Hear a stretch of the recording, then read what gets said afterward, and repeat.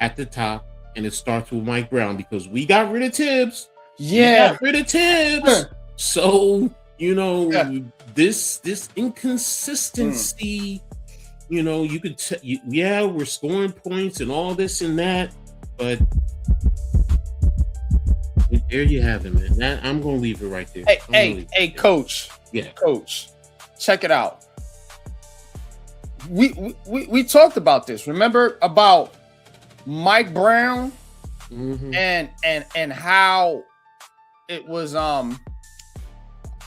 one second. I'm gonna bring you guys in, but I'm gonna cycle you in one by one. Just give me a second, because I'm gonna transition to the Nets right after this. So you on point. But bro, the whole thing was Thibodeau was the problem. And so, and look, it ain't about y'all know I get a little ratchet sometimes, but Mike Brown just look out. He just don't look like he's supposed to be out. Like he just, it's a vibe. It don't feel right. Like if I'm a Knicks fan, it don't feel right. No. Bro, you not bringing. What is he bringing to the table? And I asked this. It was kind of a meh hire to begin with. Like, what was this dude bringing to the table that Tom Thibodeau couldn't do? Or was it more on the players? Now we seeing things about the players. I'm gonna be honest with you. All that is true, but I really think that I think the problem was they probably had a specific coach and they didn't get him. If we really knew the depths of their coaching search, because you always set up, who's number one to all the way down. I can't believe Mike Brown was number one. I'm going to believe Mike Brown is probably like around 4. Get Jason Kidd. I think that's what it was. Now we know that part, yeah. But what I'm getting at is there's others in between that. And I can't believe Mike Brown is even number 2 or number 3. I personally can't believe that. So, I'm gonna be honest with you. Shoot, I would have ran to Dawn Staley right now than Mike Brown. I'm gonna be honest. I mean, and look, I don't care if people kill me for that, call me a fake Knicks fan, whatever. Y'all entitled to your opinion. But the roster is good. The Leaf, I disagree with you. Because here's the thing. I'm gonna tell you right now. Mike Brown is doing something that's Mohamed Diawara. When the rookie that they got in the second round, late in the second round, we all saw what he was doing. The kid he's a rookie, I get it. But he was producing, 6'10", can handle, can shoot, can defend. He was giving you everything. Excuse me. And now all of a sudden, you're only giving him a few minutes. Y'all go out and you bring in, what's his name, from San Antonio. The kid comes here and he's doing the same thing he was doing with San Antonio. And why the hell did you bring him in? I mean, it's like I'm sitting and I'm watching this. Like I told you about Jordan Clarkson. For a while, Jordan Clarkson was sitting deep on the bench. Especially after the Jose Alvarado additions. Exactly. And you let whatchamacallit, Yabusele, he goes to Chicago and he starts out well. I don't know what he's doing from here, but at least he was being productive out there. So it's like everything falls back. Like Leaf, you say the roster is the problem. That's where I disagree. There is talent there. I disagree too. I think that the problem is Mike Brown. You said it. You called him bullethead on the hiring, and I on pick and roll. You can ask him. I said I'm giving you credit for that because he is a bullethead. He is a bullethead, and yes, they are liabilities on the defensive end. Cat has picked up his defense a little bit. I'm not saying it's elite, but he's functional. And the thing about it is there are times where you got to put certain guys out there to try and help him. Now I'll give him that because Josh Hart, Mikal and OG are defensive players, but it's how because right now all it seems like you're doing the same thing in a sense that Tibbs was doing, make them sit in the corner and shoot threes. That's pretty much it. You know, there are times when Cat, you know, in the lineup, he's the biggest guy out there, and you're not putting him down in the box and letting him try and collapse the defense or anything like that, or let him take advantage of the mismatch. This is coaching. I mean, look, I know I'm football, but to me, when I sit here and I see talent and you're not using it right, you're not developing it, it's coaching, bro. It's coaching. And you know I know coaching. 41 years, don't tell me just because it's football, I don't know coaching. I know coaching. Yeah, man. Coach. No doubt, man. Appreciate you tapping in, Ashley. Appreciate you, Devin. Danielberry Sports. It's good. We going to go to.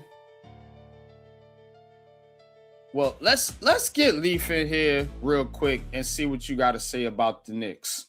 But please be mindful of the time constraints of the show. So let's get him in here, Pat. Leaf, what's good, bro? What you got for us, man? I'm gonna get right into it, man. The problem with the Knicks is the same problem. It's called updates. They got Brunson, who is basically going up against 6'6" and taller athletic point guards like a Cade Cunningham, like a SGA, and so on and so forth. We seen him the other night against LaMelo, who is about 6'7", 6'8". The Knicks have problems with those tempo setting teams, and I saw it the other night with Charlotte. When they get frustrated defensively, they fold. They got a two guard. They got Mikal Bridges at two guard, and he's really a three. We made that mistake in Brooklyn, and we saw how that turned out. You got OG Anunoby, and your power forward is I want to say is Josh Hart, who supposed to be your lockdown guy, supposed to be your all effort guys, when other small forwards and other forwards in the league are creators and basically decision makers for their respective teams. And then you got Cat, who is just that. He's a cat. He ain't a dog. The problem is this roster. I think Tibbs capped this roster out a year ago, hell, 2 years ago. And then he got the best that he could get out of Cat because he knew what he was doing with him in Minnesota. Let me ask you this. The Knicks need to make that move for Giannis. It's just that I was going to ask you. So if we talking about what's going to get this team over the hump, because I can't necessarily, I agree with you to a point, but then I got to take the other side of it too, because this team did make the Eastern Conference Finals last year. You know, so I mean, the roster, what I'm saying, can't be that bad. I think it's a combination of expectations and the fact that you did make a coaching change with the expectation of him getting you to the next level of which is the NBA championship. So I think it's a combination of that. I don't think it's really about the talent. I think it's the combination of expectations and the fact that you made a coaching change, and now the heat is on that coach because it's his job per se, because he was supposed to be the missing link between them and a championship. But coach, go ahead. You spoke about the roster, okay? Now, I think it's more about his usage, because I said it before. You know, you brought Jordan Clarkson in here, and then you put him on the bench for a good percentage of the season. For what? It's how he's using certain guys and how, and the certain players' development. Like I said, Diawara you can see it. He is a young developing player. Is he there now? No, of course not. He's not there now, but he's ascending. You should be using him a lot more and letting him get more comfortable. I mean, you now you had said before that Josh Hart is the 4. Offensively, technically he's the 2 because he does bring the ball up. He does do a lot of facilitation. He does do things. OG is the 4, but they also spread them out and put them in the corners and have them leave the lane open for Brunson and for Cat. That's how now teams defend Josh Hart with the 4. You're right about that. That's how they defend them. So I get where you're coming from, but when you really sit and you look at the offense, because there's so many times Josh Hart is bringing that ball up and he's facilitating. So now, if you want to say that they can mix and match, okay, we can go with that. We can definitely, but he's offensively, he's really the 2 guard. Mikel is 2 to 3, and OG is the 4. Mike Brown says he likes him, but it's the utilization, Nick. That's really what I'm talking about. Now, if you want to argue he's a rookie, but he's going out and he's produced. That's the issue. When you got a young cat who's showing that he can play, you continue to develop his game. You don't just now all of a sudden and that's the thing he does with his bench. He's sitting different guys at different times. I may not see the games. I pull up the stat and I look at the minutes. I look at minutes when I'm not watching the game, and I'm seeing how he's using them. And these guys don't get the rhythm. Y'all know this. In terms of basketball, if you're not being used, unless you're a true vet, you get cold mentally as well as physically, and it's a problem early in the season. If you want to use 12 and work it down towards the end, cool. I'm cool with that. But 8.5 for the playoffs, I'm like 9.5, 10 right now, especially in the first round. That's me. Maybe I'm wrong. I mean, I'm not the basketball aficionado like I am with football, but I go back to the old school days of Patino and John Thompson and all them, and I don't know. But y'all got it. Go ahead, bro. Yeah. Nick says, I don't care if you're a rookie or 15-year vet. If you're producing, they should play.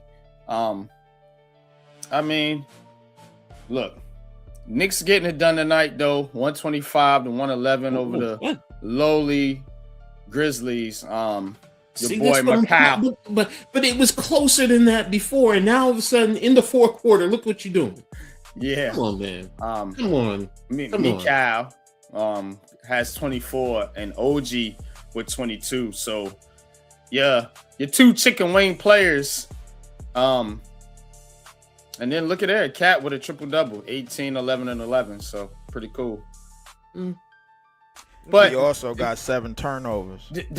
Here's the thing. And then we're going to switch to the Nets because we got to keep it pushing. Mm-hmm. It was like this last year. The Knicks are 0-5 against the top 2 teams in the league, which is the Thunder and the Pistons.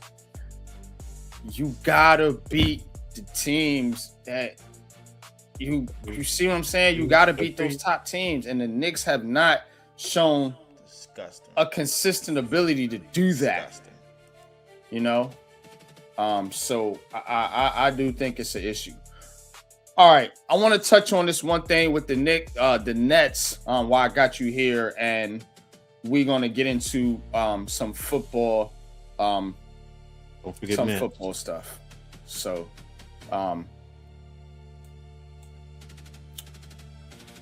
the Brooklyn Nets free agent. These are the Brooklyn Nets free agents right here. Take Igor Demon out of it because he's a rookie, but you got Day'Ron Sharpe, Zaire Williams, Ochia Agbaji, Josh Minot, Jalen Wilson, Travis Etienne, Chaney Johnson, and EJ Liddell. Shit, Travis. Tyson. I mean, oh yeah. These I had to do a ETNs, double boy. look. I had to do And a they double all look. and they all start with a T. Bruh. Travis, Trevor, Tyson. This they all, is how bad all, it's gotten for us. these This is fucking how bad it's ETNs. gotten. But This is how bad it's gotten for us. this is where we at, bro. This is where exactly we at. where we at. Like in the shitter. Are you okay? So you trying to build this roster out? You trying to build this team out? You got to make some decisions on some guys that you keeping and some guys that you plan on letting go or getting rid of, or maybe you want to flip some of these guys for a superstar, something like that. But is any of these dudes on this roster right now worth keeping? No. A big N and a little O. No. Not nail one of them. Not Zaire Williams, Josh Minot. Zaire, you know what? Let me be honest. Wilson, Zaire is those cool. guys. I like Josh Minot. I like a lot of these players, man, as opposed, because I know the rookies are still gonna be here next year. Well, if they don't trade them.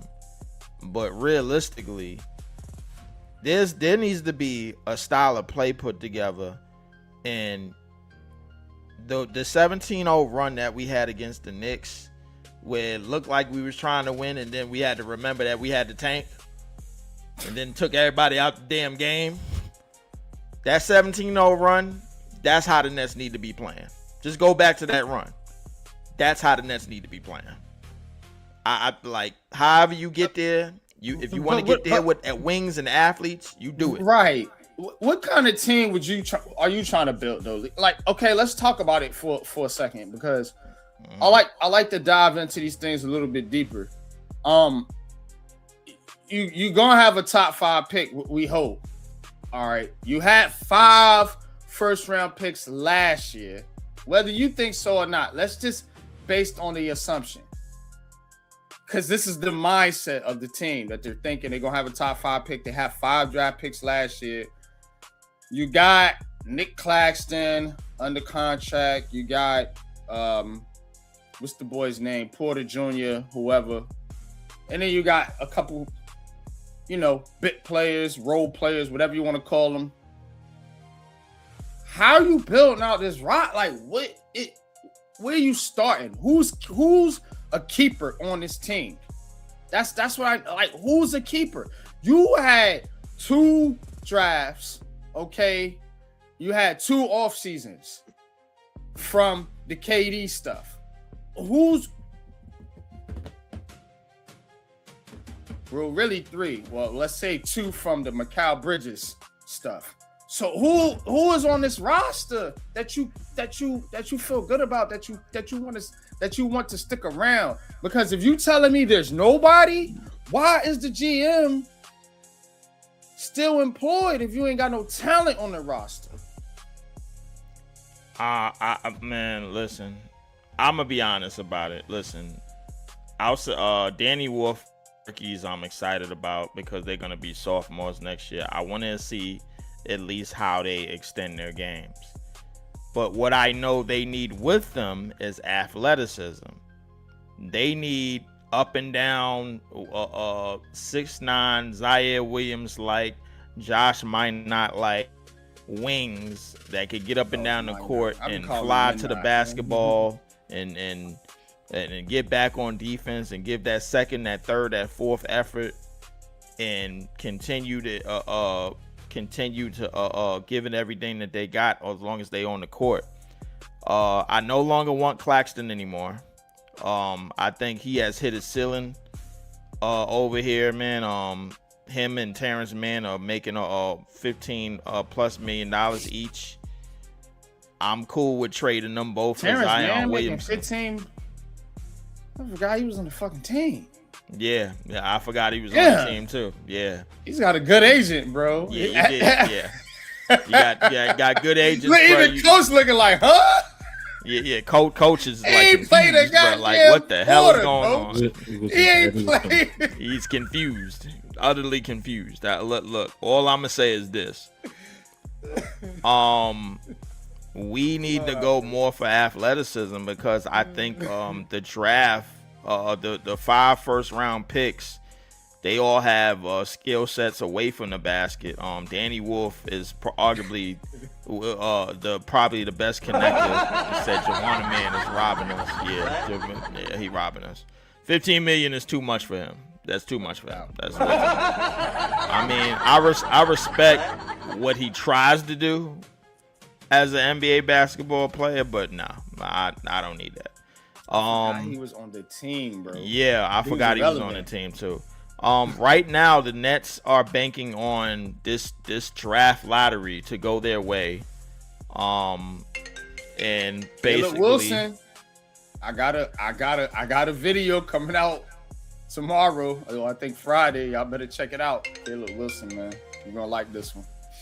Yeah, but they basically looking to do that, man, and go from the draft, and hopefully no big moves is made in free agency, man. So we should be good. Yeah. As far as the question is concerned, yeah, Coach. Go ahead. What you got for us? I just want to ask y'all something because, and it goes to the heart of this tanking situation that's permeating the NBA, and we talked about it earlier on Pick and Roll, and I put something in the chat, private chat for you, MIG. Okay. Teams are doing all this, and there's no guarantee with top picks, number 1 overall draft picks. So why are you doing this? And you're making your program look like a joke doing this, and you can't guarantee that. Now I know it's potential. I get all that. But if you look at that list, it says the last 10 number overall, they ranked it. But if you look at the bottom, look at that. Zachariah Reshair from Benson. Now we were arguing Cade Cunningham should be higher. DeAndre Ayton. My point being is there is no guarantee. So you play the games, in the famous words of Herm Edwards, you play to win the game and let everything else take care of itself. And if you get a low draft pick, you're high on the list, for the number 1 draft pick, okay, fine. You play it out. But if not, you play the best you can. This idea of sitting players and putting out a weak ass team to compete against better teams, it's idiotic. I mean, if you look at that, Victor Wembanyama has been in the league how many years now? 3 years, and you got him ranked number 1. Yeah. I mean, Anthony Edwards, and you know what? You can argue you could switch Paul. Wait, how the hell is Pablo Banchero over Anthony? I just noticed that. I don't know how Paulo is up there. Yeah, they slid that one down real easy. Yeah, it get a little confusing. Anthony Edwards has been in the Western Conference Finals 2 years in a row. Yeah, we know that. My point being is, I'm putting him 1. Matter of fact, Wemby is 1, but I'm an Ant-Man dude. Wemby gotta show me something in the playoffs, but he's gonna be number 1 soon. But yeah, Cooper Flag. If you said Cooper Flag was 7, I would be fine with that because he's better. But this is his first year. How the hell is he number 4? DeAndre Ayton was in the finals. I think he's the only player on this list that's been in the finals. Is too low. Yeah, Cade Cunningham. I don't even know what to do with Zion Williamson. I really don't. Zion is cool. He plays. I guess he played he's right most of his there games where this he's season. supposed to be. Yeah, but it's injuries with Zion. If you look at his rookie year, I said it before. He had a good rookie year. It's just his injuries. When he's out there, he can play. He could easily be. And the Sixers need their ass whooped. Yes. Bring me back up real quick. Let me go because this is the shit why I don't like tanking. That right there. The 9 and 10.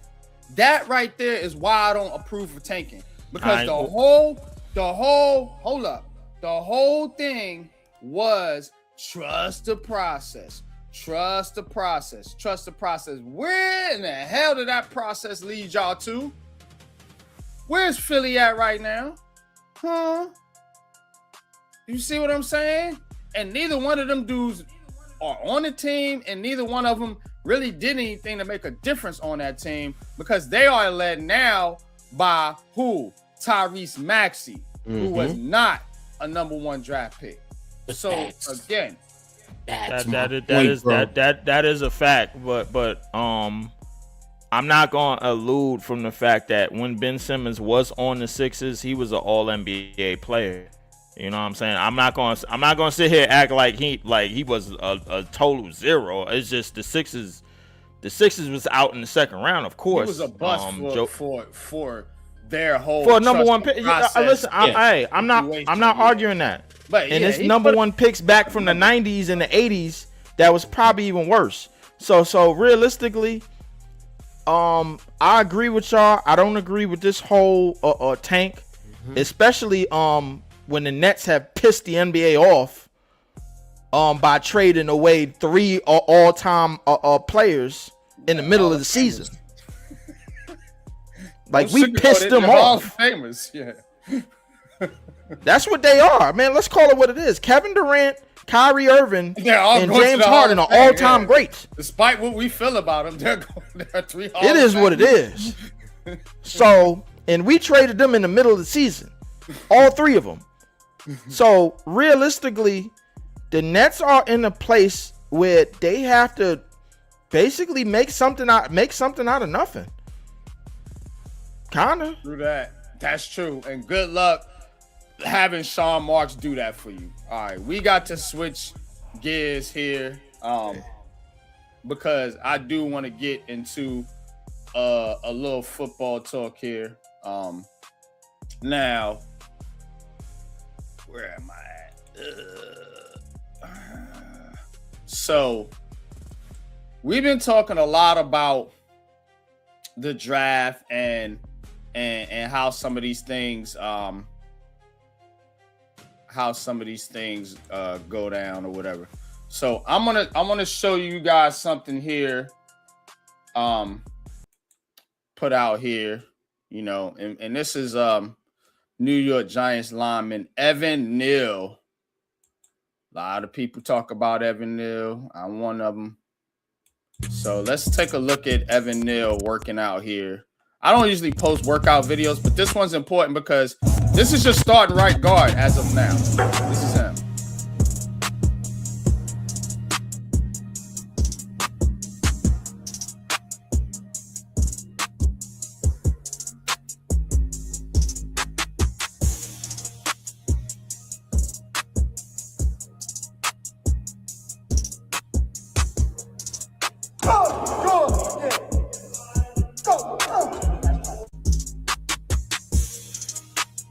And that's what I'm looking at, that footwork.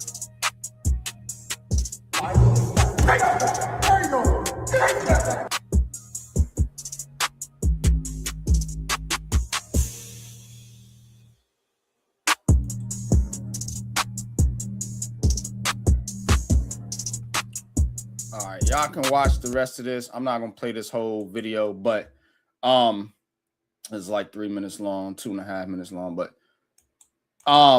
check it out though. Evan Neal, and I put out Giants Convo. Evan Neal is your starting right guard.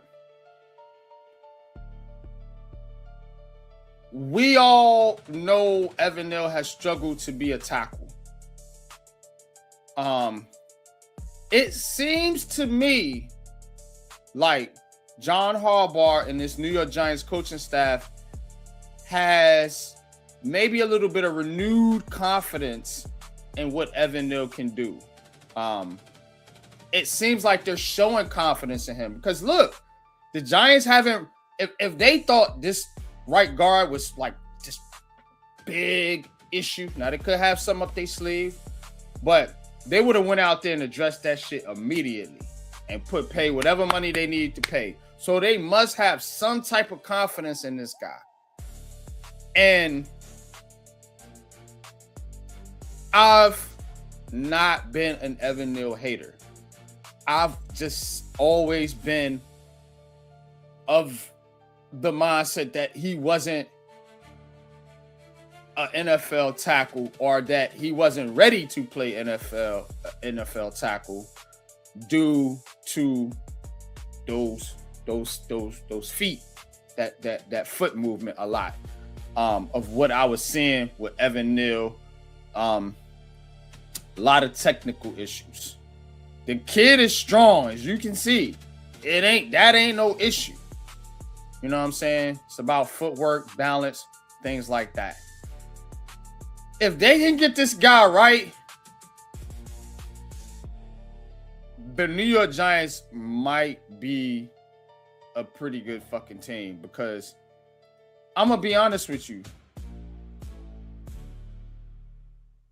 Getting him to play guard at even a adequate level is a huge win for the Giants, because now you don't have this angst about the offensive line as you do now, because as of right now, you're bringing back a lesser offensive line position-wise when you replacing Evan Neal with a guy that's done it for years in Greg Van Roten, however y'all feel about it.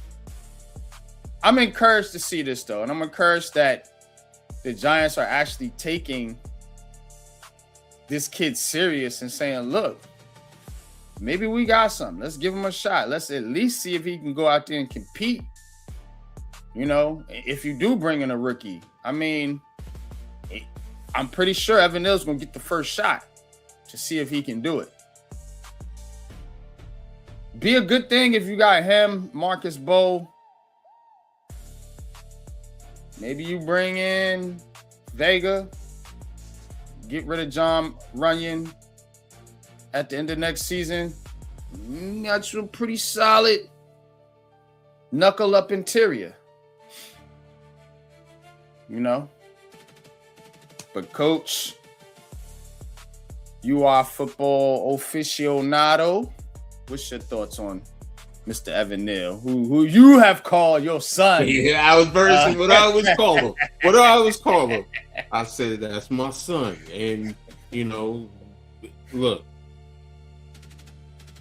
the biggest issue to me has been the previous coaching staff. To be honest with you, I don't think he was properly coached. You said it. There is some talent. Yes, he's strong. There is some. Look, we've seen that he's athletic. He can get out. You've seen him get out and pulling out, get on screens, get downfield, and do things. So his biggest attribute is in the run game. I get it. You know, he does have to work on, you know, his passing. The biggest issue to hinder his development has been the coaching. And that also takes confidence out of a player. Because it does. It does. When you're getting beat, and you Lord knows what's happening in those meetings, how he's being put on blast. It'll do something to you. And then, you know, you're in the toughest media market in the world. You know, he should not have been calling Giants fans hot dog and burger flippers. You know that's gonna gonna strike a nerve, man. That right there, bro. I ain't gonna. It's gonna turn people away from you. Yeah, so way out of pocket. What do you gain from that?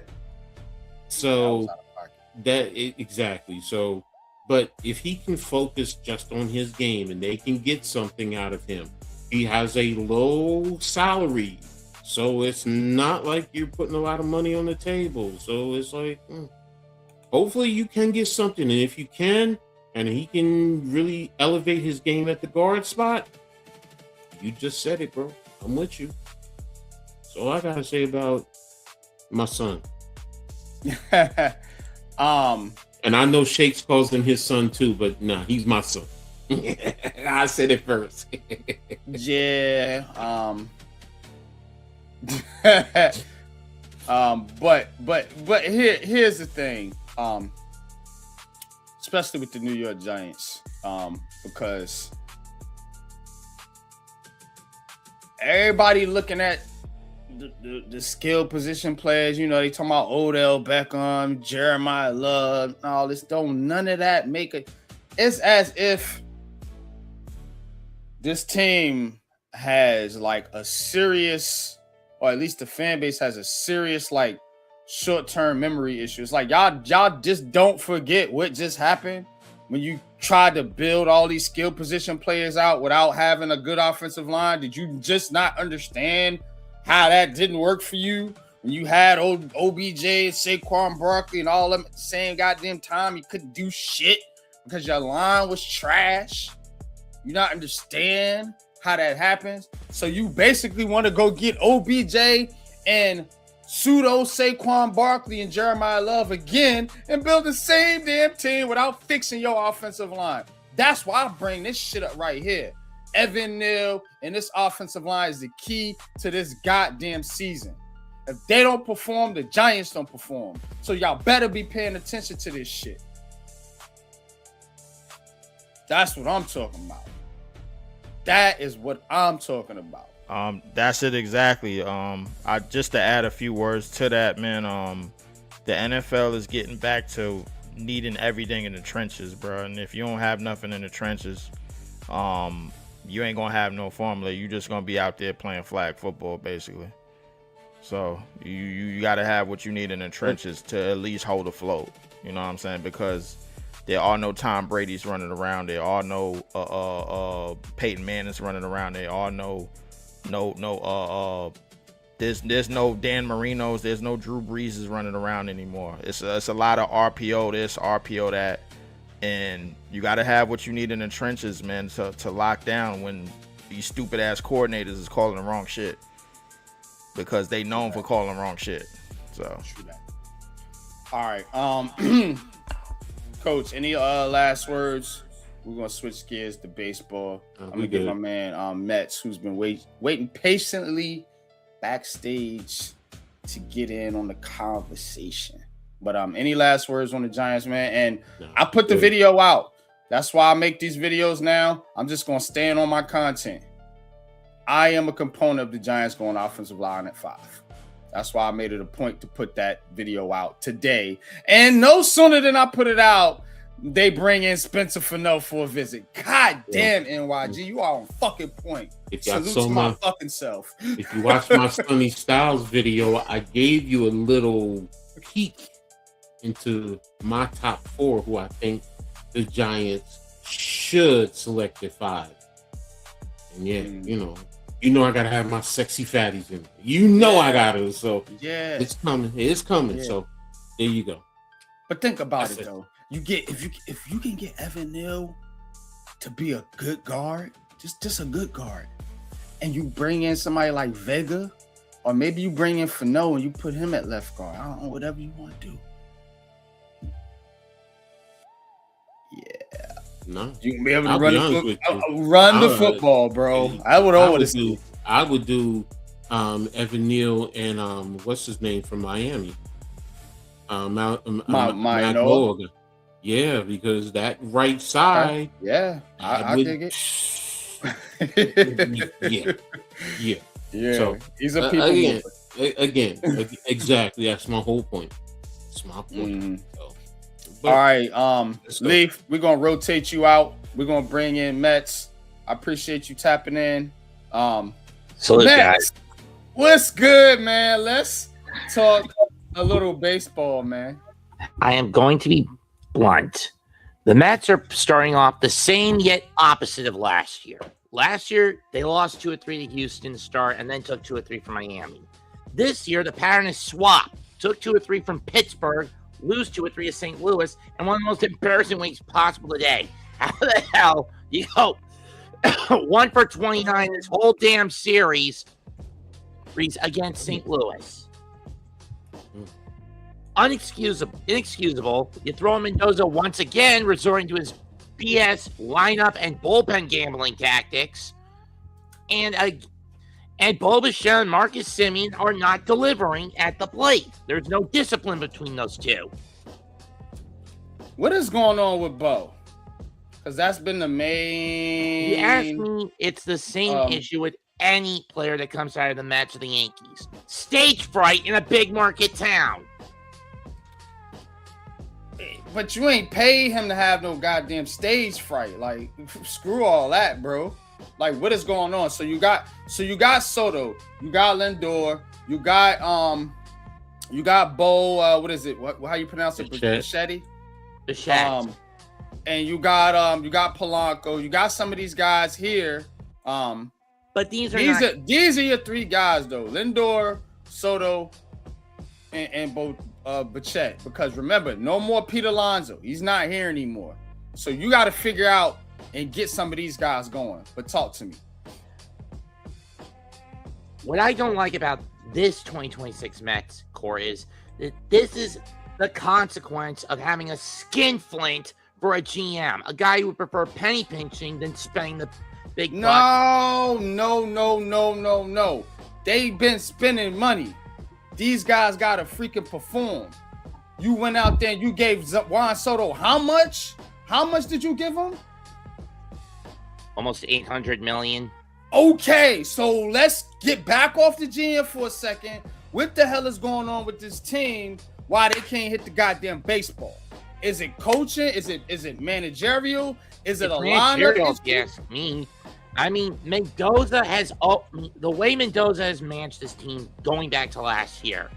It screams and reeks that the man is nothing but a coward. I mean, you could say that, but how is he a coward? Like, what is he doing particularly? His unwillingness to let his pitchers cook beyond 5 innings. The lineup changes that make no logical sense. The needless desire to constantly put in bullpen arms in their worst analytical situations. I mean, I don't care if his wife says he suffers from manic depression. This is a guy who needs to be put in a psych ward, not in a baseball dugout. I don't laugh at mental issues because I deal with stuff myself, but the way you said that was kind of look, man. Let's quiet down for a little bit. Juan Soto is hitting. I think you got to get Bo going. I think you got to get Bo going, and you got to get Lindor. Lindor definitely needs to get going. He's your leadoff hitter. To be fair, I think if you get those two guys going, I think this lineup will be better. But what's your thoughts? To be fair with Francisco, he does this every damn year, starting off with a Reggie Gigas level of slow start. Some people like that, but look, Aaron Judge has been started off slow. Aaron Judge has started off very slow. And at least you guys get an easy one after your travel day tomorrow. You get the fish sticks, who only are 5-1 in the East because they got a soft schedule to start. Yeah, man. But the Yankees have earned this. We beat the Giants and we beat Seattle, who was a good team last year. So, and we're doing it with pitching because, like I said, Judge hasn't gotten going as of yet. But Coach, what you got for Mets?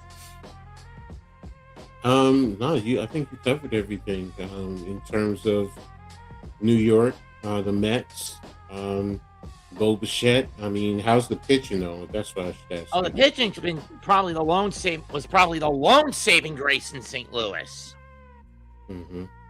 Mm-hmm. Who do you feel performed well out of the pitching staff?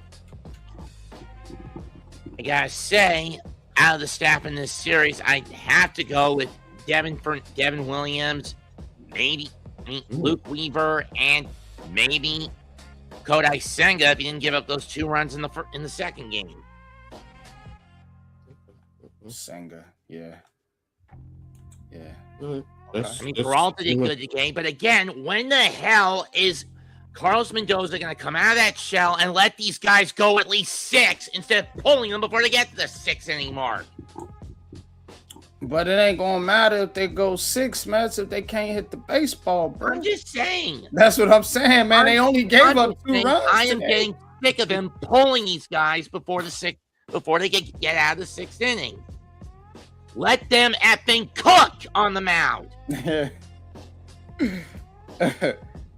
All right, man. We got you, bro. But you got any thoughts on the Yankees, man? Before we let you go. It's basically status quo with the Bombers. I mean, start off good. Question is not if, it's when they're gonna fall flat on their faces. Is the question. I don't think it's a win question, my friend. I think. All right, I'm hard on the Yankees, but the one thing I said the Yankees were missing was pitching. They might have it this year because the hitting hasn't even gotten really started yet. Because Judge is not producing like that, and you're still not getting a whole lot from the bottom of the lineup. It's been those middle guys, been Bellinger, Stanton, Goldsmiths and cats like that. Your boy Ben Rice. So, but Coach, any last thoughts on the baseball before we get to our coaching segment? No, we good. I'm out. Cool beans, man. Appreciate you tapping in, Mets, man. Always welcome, my friend, giving us the scoopy doop on the baseball. All right. So, bringing us now to our culture segment, man. So, this week we're going back to our nostalgia heaven and going and tapping into TV shows, top 5 TV shows of your era. I always encourage suggestions, so guys, feel free to participate. Guys back in backstage, Leaf, Pat, whoever. But we're doing top 5 TV shows of your time period. So sitcom TV shows per se. We kind of did cartoons, but some cartoons are sitcoms. So who knows? But anyway, let's get into culture segment, man. Q, what's up, Pat, man? And we're going to dive into some New York City culture. Let's do it.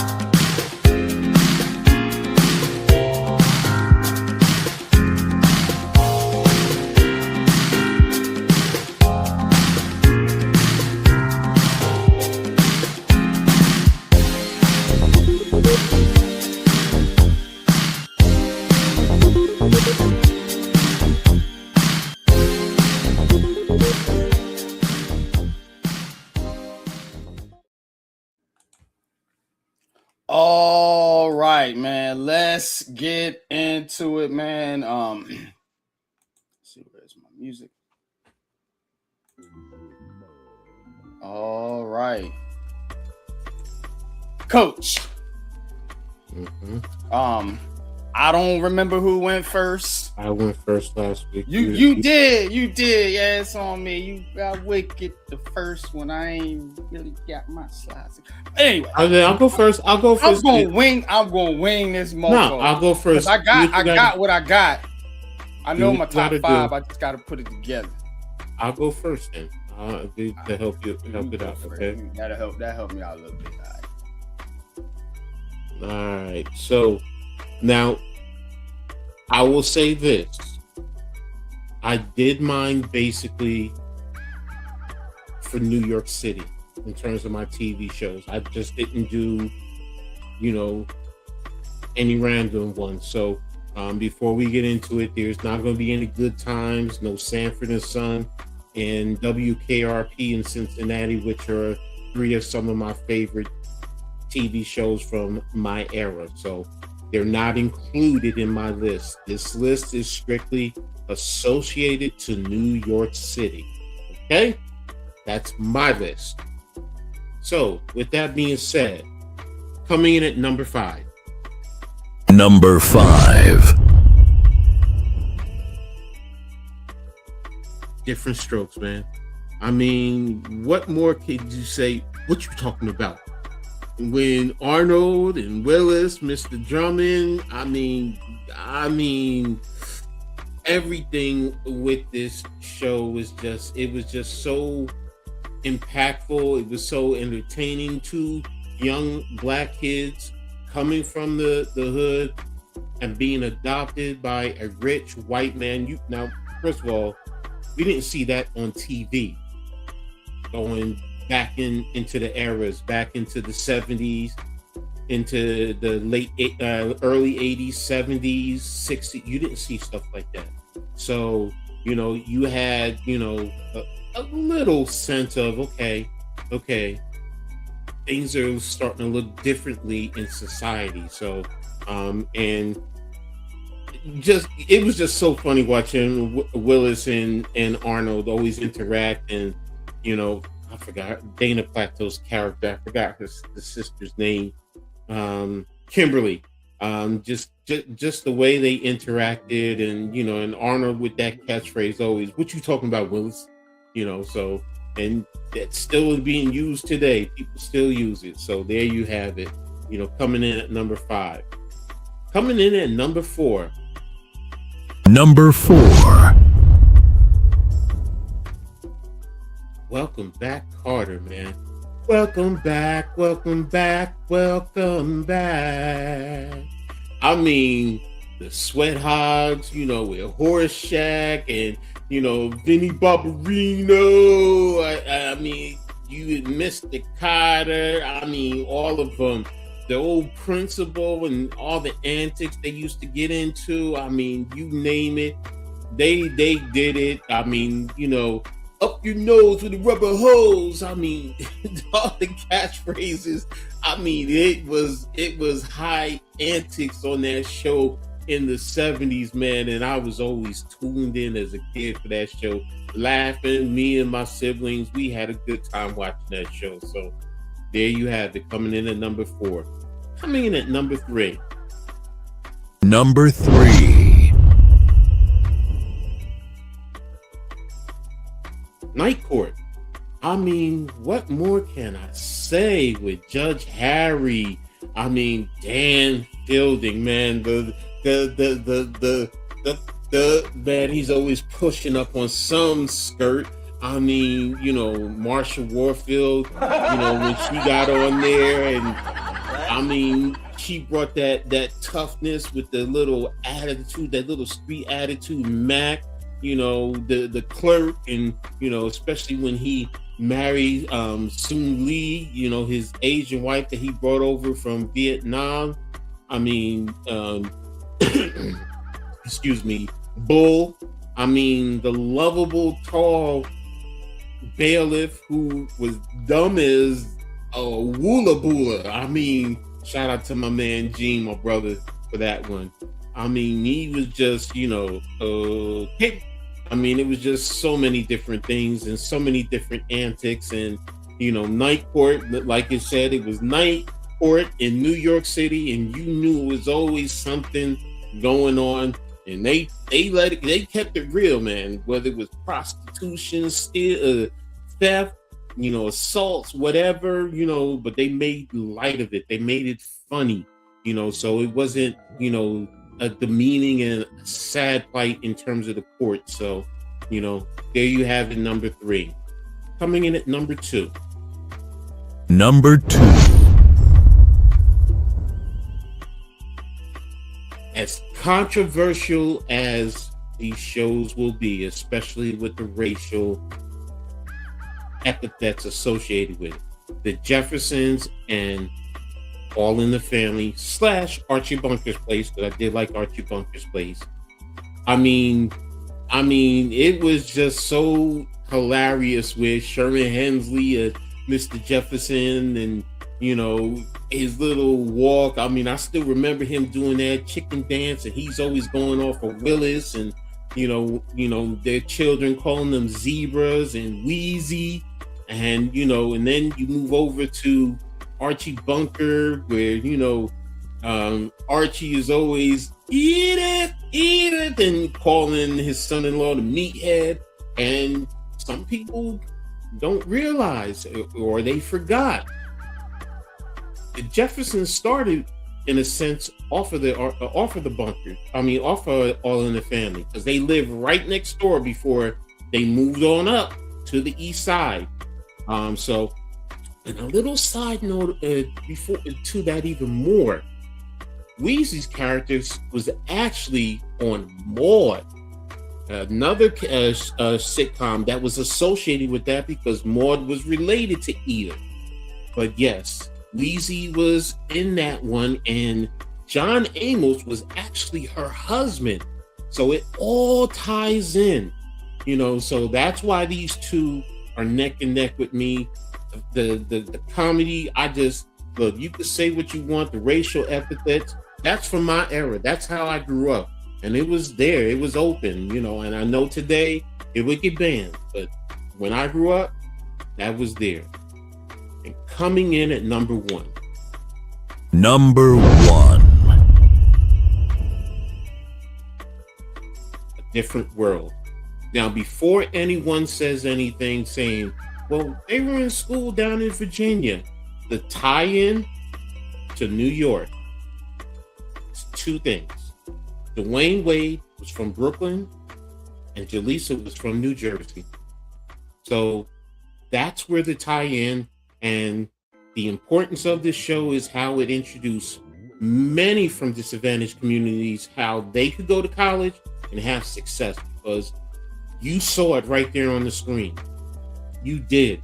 You saw through everything, the ups, the downs, the struggles. Freddie, that time she was dating the baseball guy and almost was getting raped, and Dwayne came flying and helped her out by coming through the roof. I mean, Ron and Kim dating before they broke up, and he started dating Freddie. I mean, and of course, I mean the Colonel Taylor and Jaleesa getting married, and of course Dwayne Wayne and Whitley. I mean, the marriage scene of all, I still remember that, where my love, where she was upstairs on doing something with the kids and everything, and I was downstairs watching it, and as soon as it happened, she's yelling and screaming at me, did you see it? Did you see it? And I'm like, yeah, I saw it. But it was most impactful how Dwayne was, she's supposed to be marrying the senator, and he's saying, Whitley, I love you, marry me. And, begging, and at the end, he's saying, baby, please, and she's saying, I will. I mean, just so many good memories from that show. No matter what it is. I mean, I can go into the AIDS and Jesse Jackson being, it touched on so many social components that, this is why this to me is the greatest show for me ever.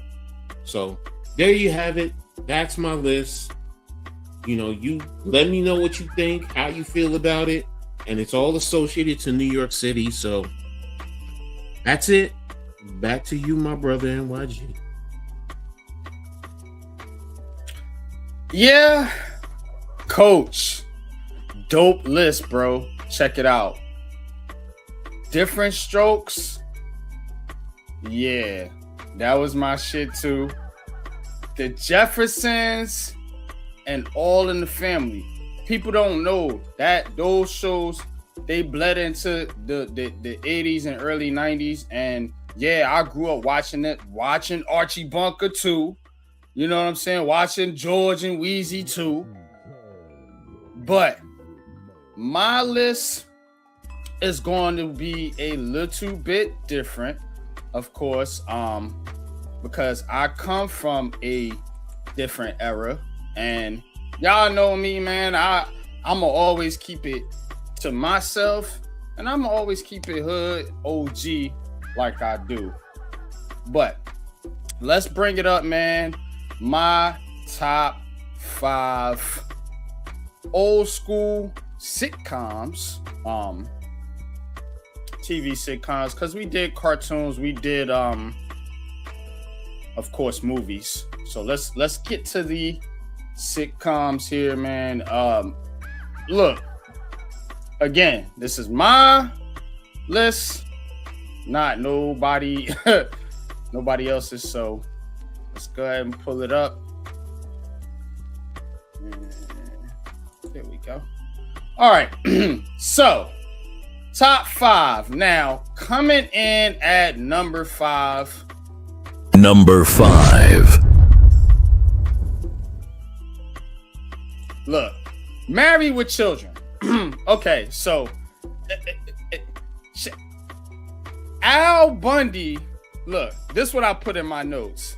This show, I felt like made a lot of black people understand and relate to white people better, because this was the poor, broke white family on TV that everybody could relate to. You had the dumb blonde and Kelly, you know what I'm saying? Al, the shoe salesman, you know, Peggy, the ditzy wife, like, and they were supposedly broke, poor, middle class, and so a lot of, you know, my people related to that, man. And this show was funny as fucking hell. I mean, you gotta be on. You gotta keep it a buck. Married with Children was the shit. It came on Sundays. I had a whole Sunday lineup. Matter of fact, this list is probably gonna be a reflection of that, of the shit I was watching when I was, you know, a teenager or whatever. But Married with Children definitely broke my top 5 because of the impact it had, and like I said, that's why I broke it down like this. You know what I'm saying? I wanted it to relate to you guys. I felt like this was the show that bridged a cultural gap between middle class white folks and black folks. All right, let's bring up number 4. Number 4. New York Undercover. New York Undercover was the cop show that everybody watched. You know what I'm saying? This was our Cops. You know what I'm saying? Cops was on, of course. Everybody watched Cops, the original Cops. But this was the cop show that everybody in my era, you know, grew up watching. New York Undercover, man, it didn't last long. And the aftermath of it is kind of like, but we ain't gonna talk about that. But the show was awesome.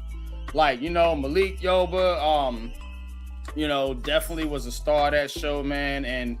And it was just captivating, you know what I'm saying, watching something like that and during that time, because we all know, you know, how we feel about cops, but this show was kind of like, okay, let's see what they going through, kind of like, you know what I'm saying? And it's these type of shows that open eyes up to people of my era, my demographic, whatever you want to call it, you know what I'm saying, to what's going on in the world. Married with Children was one. New York Undercover was another one. Definitely hit home. We're going to get into number 3. This list might be a little different. It might throw y'all off a little bit, but it's my list. Let's go. Number 3. The Simpsons. Yeah, I fucking said it. The Simpsons. And it's still on, god damn it. It's still on. I love the fucking Simpsons. And the Simpsons predicts the world. It predicts the world. Like literally, man. The Simpsons, and that's why I mentioned earlier about the animation part of it. This wasn't just a cartoon. Like, this was a TV show. It's a TV show. Although it is animated, it is a TV show. And The Simpsons was another one of those cultural bridge gapping shows that I mentioned. But what it also was, it was something that you could watch with your kids. You know, like, we sat down with our parents, watched The Simpsons. They might not let you watch something else, but you could watch The Simpsons. But we was doing other shit. You know, I was a little nefarious at times with some of this stuff. But anyway, The Simpsons was definitely one of those shows that I just gotta put it up there because it was honestly one of my favorite shows. I don't watch it no more because I feel like everything these days is watered down. But in the 80s and 90s, this was the shit. Let's go to number 2, man. We cooking. Number 2. In Living Color, can do what you wanna do. In Living Color, yeah. The Black Saturday Night Live. Every single one of them mofos on the screen has been big time actors, players, got big time roles. This show set up a lot of people, man, in the game. A lot of people in the game. And let me tell you, one of the funniest shows you will ever, you know what I'm saying? From Fire Marshal Bill, who Jim Carrey played, you know what I'm saying? You just had so many skits and characters on that show, you know. And look, man, this show was culture. This has to be on culture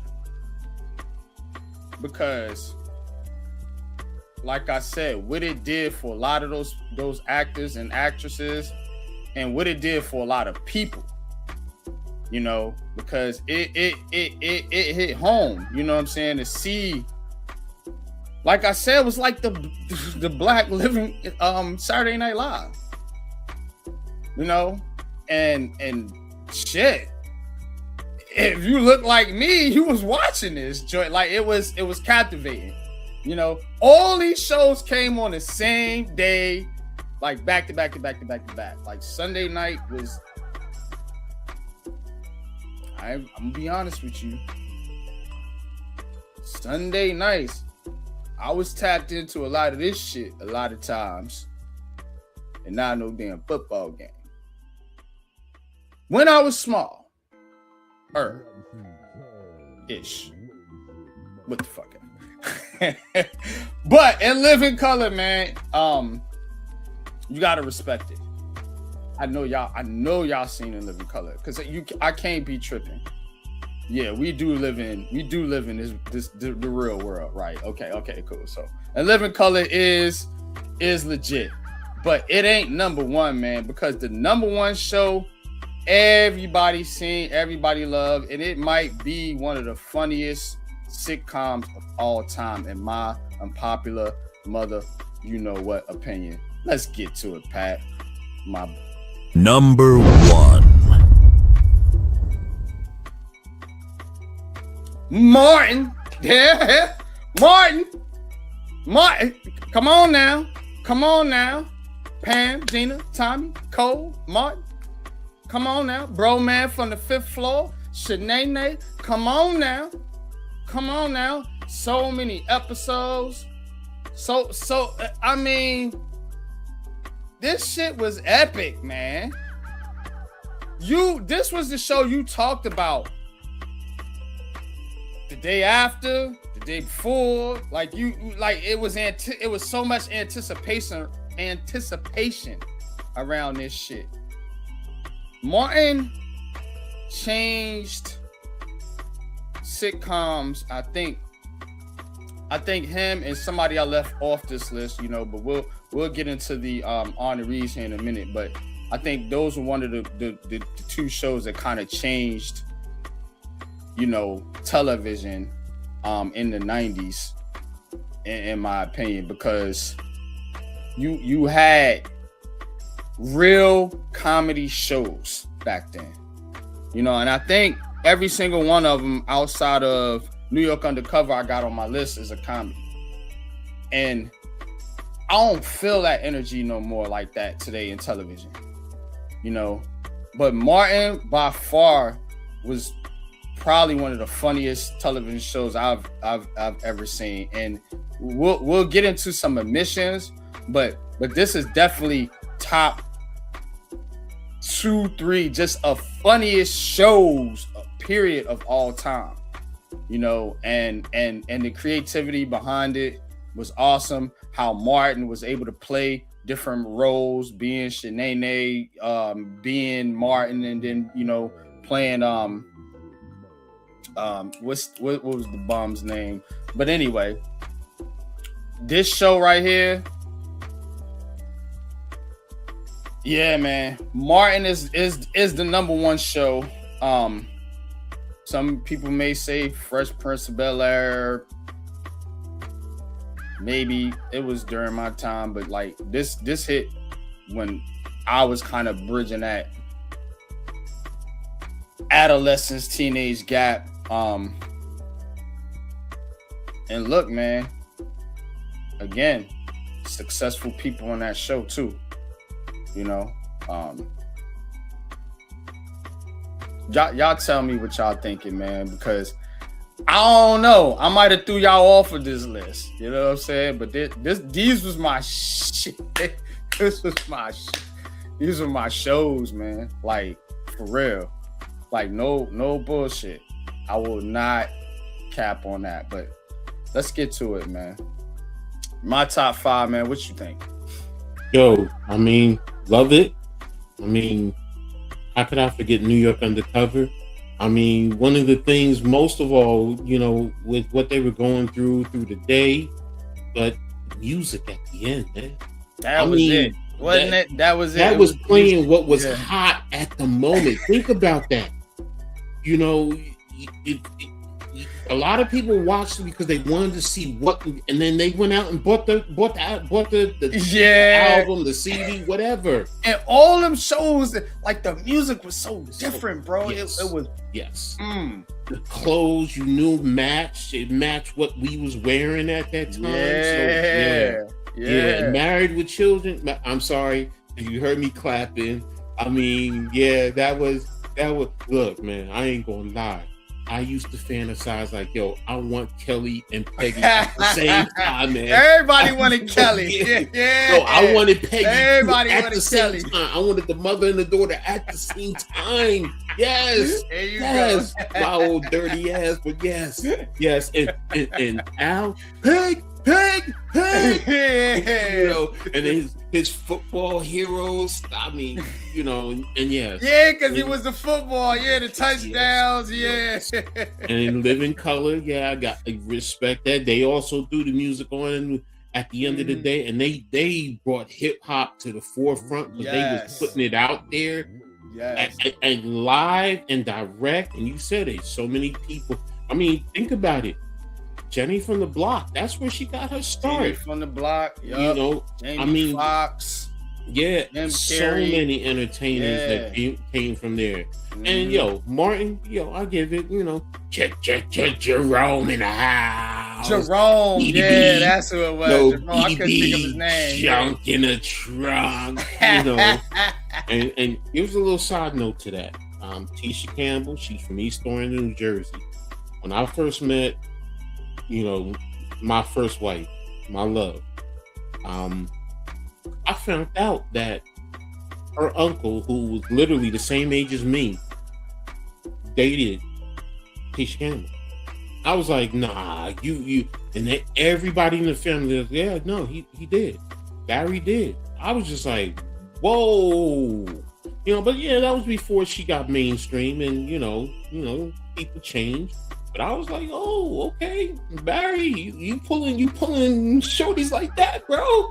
But I was just like, Like, I shout out to Barry, Uncle Barry, respect, so yeah, so I mean, but hell of a list, bro, hell of a list. So yeah, those was my shits, yo. Those Mhm. was my shits, man. But we're gonna bring in the fellas here. Well, damn, Leaf left, man. But I was gonna bring them in to see what they thought. He's in the chat though. Yeah, He said I'm not wrong. we'll circle back at the end of the show, man. But let's get to Coach's Corner, man. Like, Okay. yeah, that was cool as fuck though, man. Like that list, man, because I watched a lot of your list too, like those, like the Jeffersons and that was cool, man. But that was a dope one. All right, man, Coach. All right, ready You got for it. man.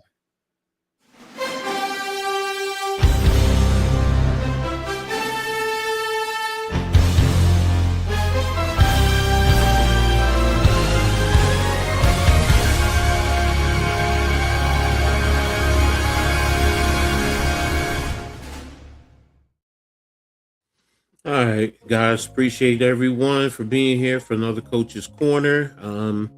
Today it's going to be an interesting one, and like I said earlier, they're going to talk a little bit more about the women.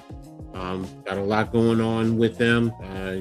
Leaf Cave and we talked about it yesterday on Tuesday. Yesterday. In terms of what's going on in the WNBA. So, as the thumbnail says, right now, who will be protected? Now, what does that mean? The Liberty are in an unprecedented situation as they prepare for the WNBA expansion, and it's going to be about who they protect, because you have two teams that are going to be selecting players from all the teams in the league. Now, each team can only protect 5 players. 5. And the Liberty had 11 players last year, so that means they're leaving 6 players open to be selected.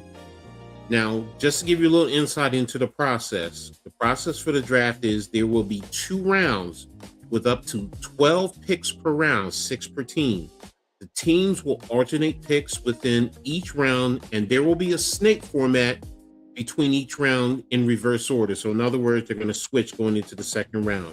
Now, there was a coin toss, and Toronto won.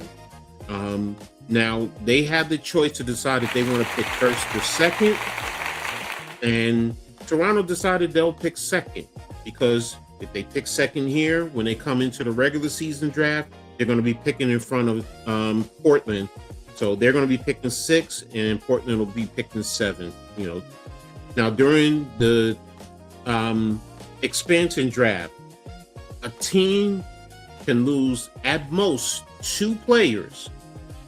Now, in the interest of fairness, the Fire and Temple will combined be allowed to select a maximum of 2 players from each of the 13 existing teams, and that prevents a situation where one team has his roster decimated while the others are intact. So, that's pretty much why they're doing it. It's important to note that while only 2 players can be selected from an existing team, each expansion team is not limited to 1 player from each of the existing teams. Now, for example, if the Fire select a player from the Liberty in the first round, they will be permitted to select another player from the Liberty in the second round, thereby blocking the Temple from selecting a Liberty player. Also, in each round, once a player is selected from a team, no other players can be selected from that team also. So that's why it's only 2 that you can lose. An unrestricted free agent may be selected even if they are no longer being designated as a core player. A core player in the W is like the franchise tag in football. That's pretty much what they're saying.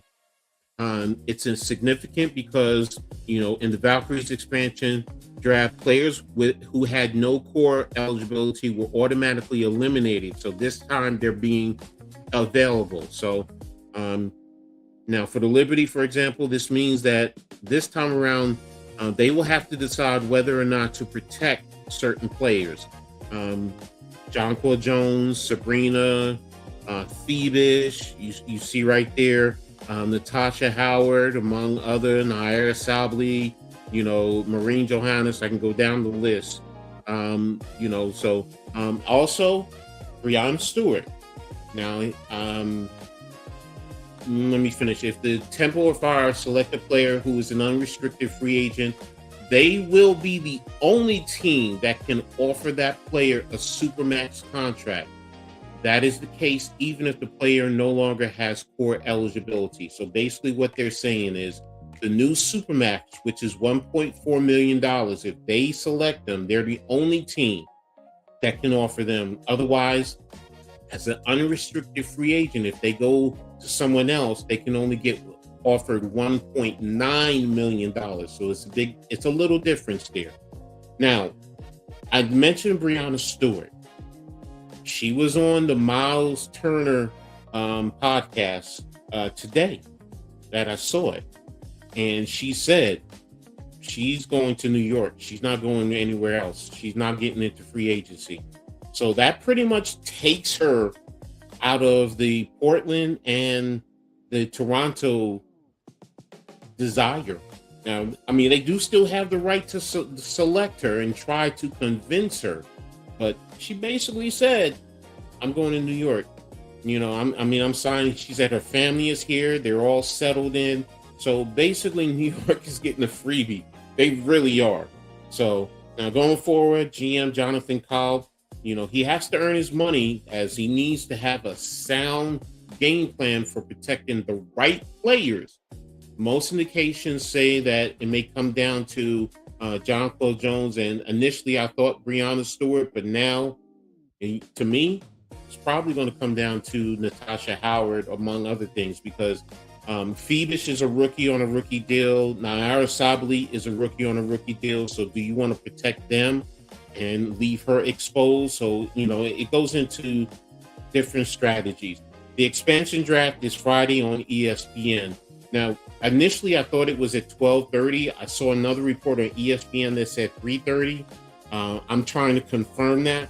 I may live stream the expansion draft. So it just depends on how things go. So we'll see what's going to happen with the Liberties going forward. All right, we're going to move on to St. John's and bring up the first slide, Pat. Now, Friday night, St. John's season came to an end against the Duke Blue Devils, 80-75. It was a tough loss for the Red Storm after the season they had. Now, as you guys heard me with my rant, to be the 5th seed in the East bracket after winning the Big East regular season and Big East tournament didn't represent how good of a team they were to be placed in that bracket. But to fight the number 1 seed tooth and nail shows how good of a team they really are. Now, Zuby Ejiofor, he produced 17 points, 8 rebounds, 6 assists in his last college game. So I want to shout him out. Kudos to him and wish him well as he goes forward, hopefully into the NBA. Moving on to the next slide, Pat. In other St. John's news, head coach Rick Pitino signed a new deal with the school, making him the 2nd highest paid coach in the Big East. The deal includes an extra year through 2029 and 2030 season. The contract is only behind UConn's Danny Hurley.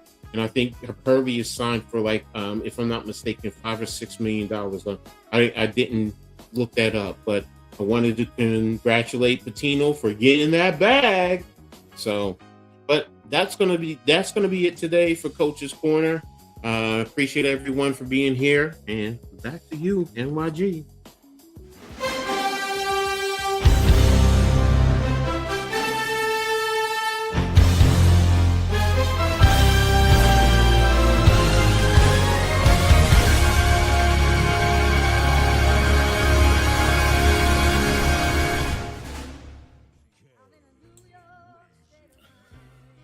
All right, man. Appreciate you, Coach. That's crazy though for the Liberty, man, because Hey, and I talked about this with possible the NBA expansion, because they're talking about expanding, I don't know if the NFL I think they're talking about it too with the international teams. So, but that may be a while. But yeah, you got to think about it, man. It opens your roster up to get purged. So basically, what you gonna do? Who do you care about? That's what it kind of shows. and we pulled up a list of showing players across the league, and it showed the top 20 for the Portland, that they were projecting that would be available. I mean, former Liberty Caleb Thornton was on there. You had what's her name, Arika Ogwale from Dallas on that list. You had Marina Mabry, who's with Connecticut, on that list. And they are some good players, and we all said the same thing. Yo, these teams have some good players to select, and depending on who's available, they might be competing for a playoff next year if things go right. And then Toronto has New York's former head coach, and then Masai Ujiri, who was the former president of the Toronto Raptors before he left.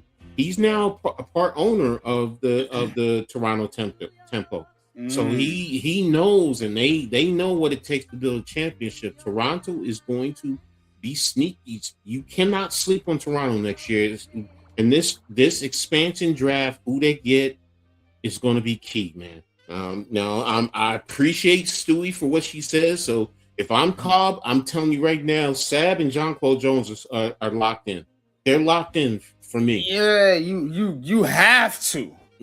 So you have to keep now not Sabrina and Jonquel. I mean, that's it. So now Stewie, her saying that doesn't mean she can be left protected. So she's saying I'm not going anywhere. So so I would protect, so now you got three. Protect Stewie. No, yeah. Stewie said tactically. She said, remember, she's a free agent. All they're doing is getting her rights. Whoever they take, whether it's a player who's a free agent, you just have that right. Gotcha. But that doesn't mean they can go sign. They can still go sign somewhere else. So if somebody is retired or they're international and you have their right, you get those rights. It's just whatever's on that roster. Yes.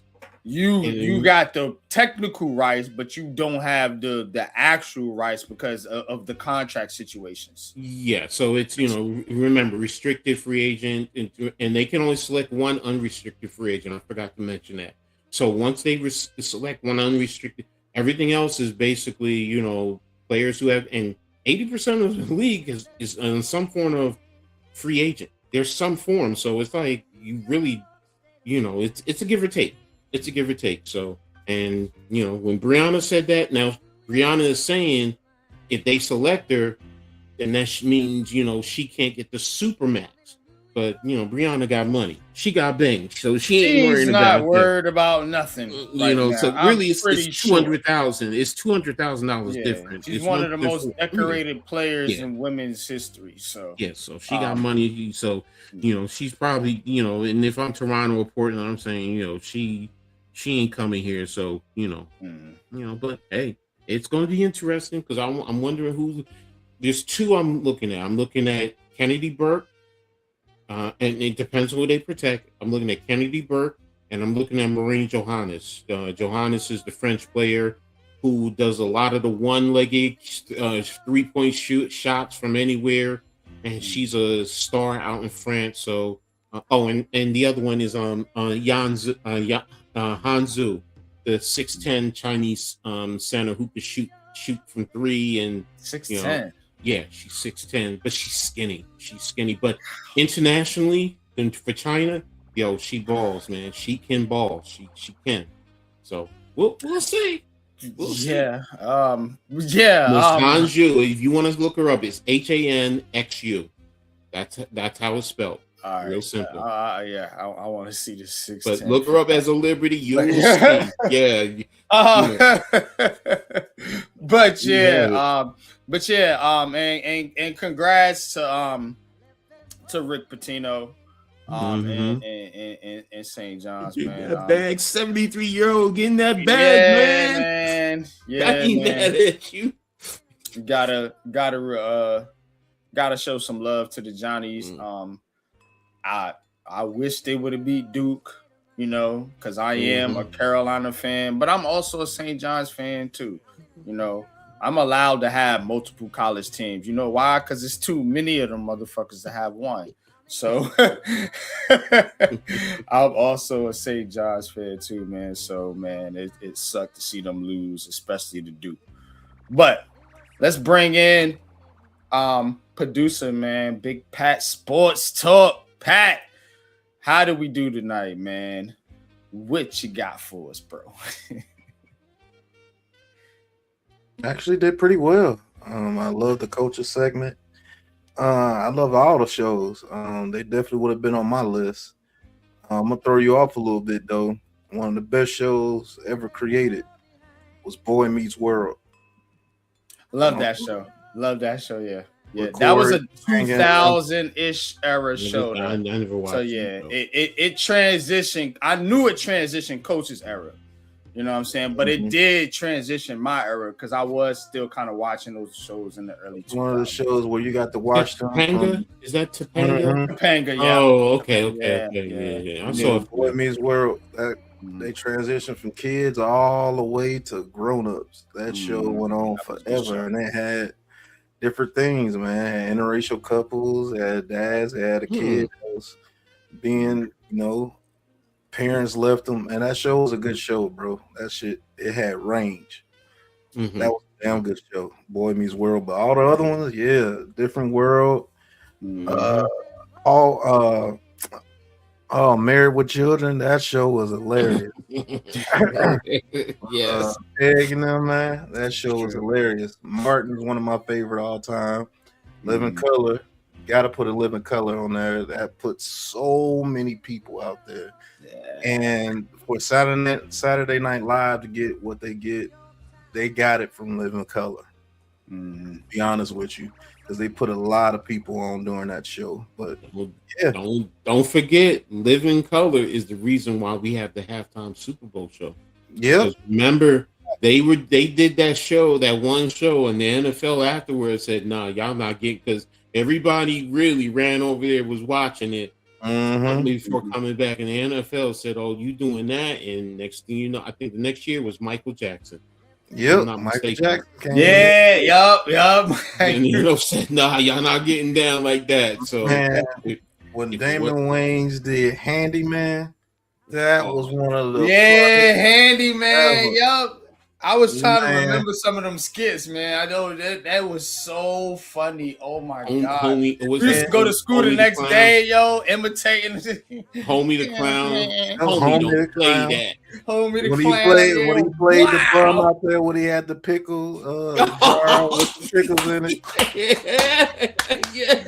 Yes. One of the most underrated ones was David Allen Greer when he played that dude with the guitar. Yeah, thank you. Look, I know this one is y'all gonna say, huh? But when him and Damon were playing the what is it, Men on Films? Yeah, Men on Films. I was just like, yo, they had that down pat. I was just like, yo, they're a little bit too good. But that just shows their acting rating. From that too, Jamie Foxx, Wanda. Foxx, Wanda. For real though, Wanda. Oh my gosh, man. Yeah. And what's the little black girl? What's her name? I forgot her name. Oh, I can't think of her name, but she was good too. I know what you're talking about. I can't think of her name, but Kim Fields. Remember she went on Fields, Kim Fields was on there. Living Single after that. That's right. I forgot about Living Single, man. Yeah, that was really good. Was one of my honorable mentions as well, because it's like it was so many of them shows that came on. Living Single. Yes. Man, this kind of world. Yeah. Another one people forget, the Wayne's Brothers show when Marlon Yeah. and Wayne's John, Brothers. Yep. and they had Your Pop brother. John Witherspoon on there. That was a Yeah. very But good show, too. one show I did leave out, and I feel real bad for doing it. We all know what it is. Family Matters. Fucking Yep, Urkel. I was gonna say Family Matters too, That I was like, because that was a very good show too. They went from Yeah. kids to grown-ups on that one too. yeah. I Yeah. even forgot about, and I know everybody, doesn't want to deal with it today, but at the time, the Cosby Show. Yeah, Cosby Yeah. Show was so The impactful. Cosby Show, Forgot about definitely that. Yeah. something that I thought about. They're from Brooklyn. Yeah, they was from Fresh Prince of Bel-Air was another one that I could have Yeah. put on there. And here was another underrated show. It was a show called Rock. Yeah. But Oh, that Yeah, show from was Baltimore. they cut him off because he was Yeah. too real. Mhm. Yeah, You wanna get in exactly. the shows that were too real that they cut off. Rock was showing how people could come together. He was fighting against drugs, everything. Now, Rock was I a remember doggone that. good show. Yeah. Rock, yeah, That show, I really like that show. It kind of they opened my cut eyes him off. Yeah. real world and how things Yeah. was going on, like you said. You know what I mean? Because how he Now- was, you know what I'm saying? He was a hard worker, and it just made me feel like, all right, you know what I mean? Like this is what real good brothers is supposed to They be showed, about. You know yeah, what I'm they saying? showed you what a strong, Exactly. let's call it Aboriginal black man, whatever you call it, can Mhm. come in his community and make a change. And he was a Mhm. damn garbage man. You see what I'm saying? Mhm. He was a hard worker, and they show real situations that go in real communities every single day. So Exactly. that show was taken off for a reason. A lot of shows were taken off for a reason, but Yeah. that one in particular was one of the shows that if people actually watched it and watched it for what it was for, it'd get you really thinking. That show had real knowledge in it, and people don't even know that dude Rock came out of prison Mhm. and did that. Mhm. So he acted. He was really himself. Them scenes where he was putting hands. Yeah, no, you can feel the energy. Yeah, Rock was, and then Big bald black dude. Yeah. Come here. like that was Listen to me, that son. was a doggone good show. And if you ever want to do a TV series with show the script, that's a TV show that I think we should do, and I think we owe it to the community as far as knowledge in an actual show. But carry on, man. I want to. Yeah, man. Definitely appreciate your input, brother, as always, man. But we're gonna wrap it up, man. Take us out, man. You know how we do it, man. This was a dope one, man. And shout out to the chat, man. Shout out to Leaf Diggy. Shout out to Nick. Shout out to Mets. You know what I'm saying? Shout out to Ashley Love. Shout out to Daniel Berry Sports. Man, shout out to Tim Taylor 2, man. Appreciate you, man. Hope you like and subscribe. But yeah, this was a good one, man. So we ain't gonna ruin it, man. Without further ado, man. Pat, you got it, bro. We out of here. Peace.